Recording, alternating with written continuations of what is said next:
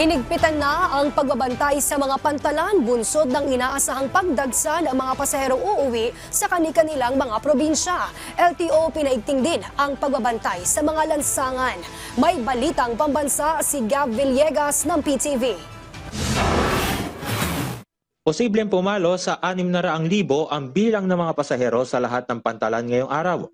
Ayon yan kay Philippine Ports Authority General Manager Jay Santiago. Paliwanag ng PPA, asahan ang dagsa ng mga pasahero lalo na tuwing pagkatapos ng holiday season. Muling nanawagan ng PPA sa mga pasahero na mag-book ng mas maaga para sa kanilang biyahe. Ito ay para makaiwas sa abala. Nakahanda naman ang higit 3,000 security personnel na umalalay at magbantay ng seguridad sa lahat ng ports ng bansa.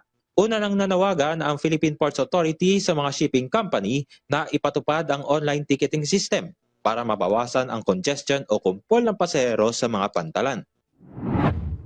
Pinaigting pa ng Land Transportation Office ang pag-manage ng traffic at road safety rules. Pabalik na kasi ang mga biyahero mula sa kani-kanilang probinsya matapos ang holiday. Binigyan na ni LTO Chief Assistant Secretary Vigor Mendoza II ang mga regional office ng direktiba, gaya ng visibility ng LTO personnel sa mga lansangan para masigurong ligtas ang mga biyahero. Kasabay nito, papaigtingin din ng Land Transportation Office ang checkpoints laban sa mga truck na nag-overload.